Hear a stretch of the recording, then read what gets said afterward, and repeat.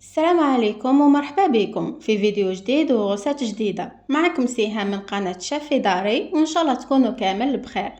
جبت لكم اليوم بريوش قطني خفيف ومورق بدون زبدة التوريق.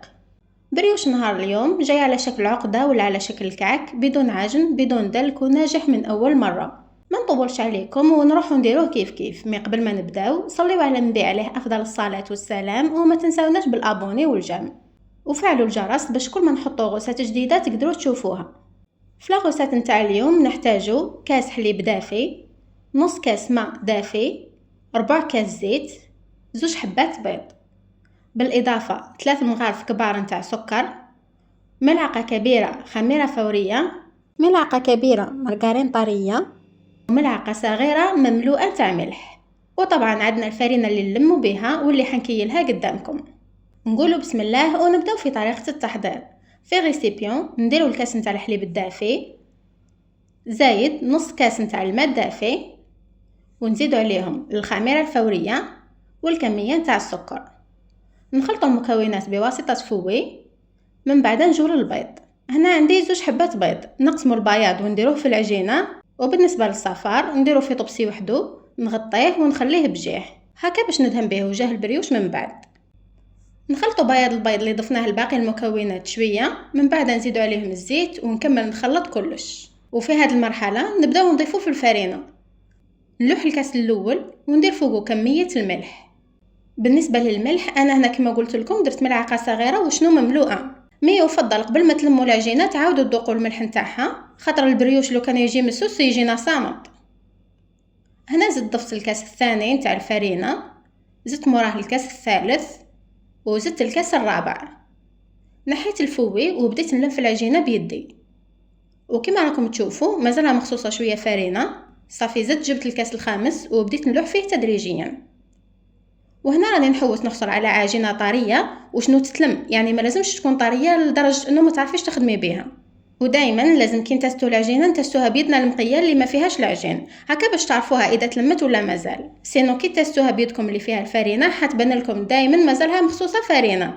انتم تقعدوا تزيدوا في الفرينه حتى تيبس معكم وما تعرفوش واش ديروا لها. انا هنا سي بون وصلت للقوام المطلوب، واستعملت 4 كيسان ونص نتاع فرينه، ومازالها العجينه تتلاصق شويه في يدي كما راكم تشوفوا. في هذه المرحله زدت ضفت عليها ملعقه كبيره نتاع مارغرين طريه، وعاود دخلتها فيها مليح. وطبعا دخلت المارغرين نتاعي بلا ما نعجن. من بعد نحيت العجينه نتاعي ودرتها فوق البوطاجي ودلكتها حوالي دقيقه واحده هكا، غير باش نتاكد بلي المارغرين دخلت فيها مليح. من بعد نعاود نلمها ونرجعها في الغيسيبيون اللي كانت فيه، ونغطيها بالسيلوفان ونخليها في بلاصه دافيه حتى يتضاعف الحجم نتاعها. انا هنا خليتها حوالي نصف ساعه حتى وصلت لهذا الحجم اللي راكم تشوفوا فيه، يعني الله يبارك. صافي نحيت لها السيلوفان مع الاول، ومن بعدها هبطت لها الخميره نتاعها. موراها نحيتها من الغيسيبيون وحطيتها فوق البوطاجي هكا باش تجيني سهله ونقدر نقسمها لقطع متساويه. انا هنا استعملت الميزان وخرجوا لي 16 قطعه، وزن القطعه الواحده 70 غرام. اذا ما عندكمش ميزان حاولوا تقسموا هاد العجينه كومبلي ل 15 ولا 16 قطعه على حسب عينكم ميزانكم. عاودت لوست الكريات نتاوعي وعطيتهم الشكل الدائري وخليتهم بجيه. وهنا ما يحتاجوش يعاودوا يرتاحوا ولا يعاودوا يخمروا، خاطر حنخدموا بهم ديريكت. ودركا نروحوا لمرحله التشكيل. نحكم الكريه ونحلها بشكل طولي بهذه الطريقه. تحبوا تحلوها بالحلال ولا بيدكم نورمال. من بعد نجيب حوالي 4 ملعقه صغيره حتى لنص ملعقه صغيره من المارغرين الطريه ونمسحها على طول العجينه، يعني ندهنها عادي. من بعد نجيبوا هاد الجراره نتاع الكريوش ولا القطعه نتاع البيتزا ونديروا فتوحات في وسط العجينه بهذا الشكل اللي راكم تشوفوه فيه.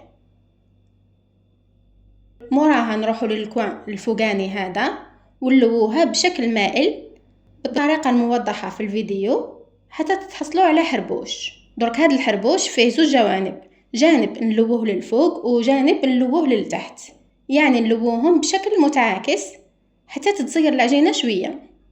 هكا نحكم الجوانب نغلقهم على بعضهم ونزيرهم شويه باش من بعد ما يتفتحوش معايا في الطياب حتى نتحصلوا على هذا الشكل. طبعا تقدروا تخدموا بالكريه الوحده، وتقدروا تحلوا بالزوج بالثلاثه على جهه. انا يعني نفضل نخدم بالزوج بثلاثه بثلاثه هكا باش نختصروا الوقت خير. وهنا ننصحكم تحلوا العجينه بالحلال خير من اللي تحلوها بيديكم، خاطر كي تحلوها بالحلال تتحصلوا على عجينه ملساء. دونك كي تجوا تدهنوها من بعد بالمارغرين من الفوق حتجيكم اسهل، وهذيك المارغرين حتمشي معكم بطريقه احسن. كملت كامل الكميه اللي عندي بنفس الطريقه اللي قلت لكم عليها. حطيتهم في سنيوه فيها ورق الطهي، من بعد غطيتهم بساشي وخليتهم حوالي ربع ساعه حتى خمروا شويه، وكما راكم تشوفوا بداو يلصقوا في بعضهم. هنا جبت هذاك الصفار اللي خليته مع الاول، زدت عليه قهوه وبديت ندهن في وجه البريوش نتاعي بواسطه بانسو، وكي كملت رشيتهم من الفوق بالجلجلان. من بعد دخلتهم للفرن المسخن مسبقا على درجه حراره 180، وغير بداو الجوانب يحمروا طفيت عليهم من التحت وشعلت لهم من الفوق وخليتهم يكملوا يحمروا حتى تحصلت على هذا الشكل في الاخر. هنا نقرب لكم حبه باش تشوفوا الشكل مليح، وتشوفوها بلي كل ما نضغط عليها يعاود يطلع، يعني كشغل بونج. هذا البريوش يجي مفخفخ من برا ومن الداخل يجي مورق. فتحتها قدامكم باش تشوفوا هذاك التوراق من الداخل. وهنا برك ماذا بكم تعسوه مليح في الطياب باش ما ييبسش معكم وتتحصلوا على هذا الشكل اللي تحصلت عليه انا. وهذا مكان، هذه هي غوصات اليوم، نتمنى تجربوها وباذن الله ما تندموش. وفي الاخير معليا غير نقول لكم شهيتكم في الجنه ان شاء الله. واذا عجبتكم لا فيديو ما تنساوناش بالابوني والجيم وفعلوا الجرس باش كل ما نحطوا غوصات جديده تقدروا تشوفوها. واذا حبيتونا نديروا لكم كاش غوصات خليوها لنا في لي كومونتير. والسلام.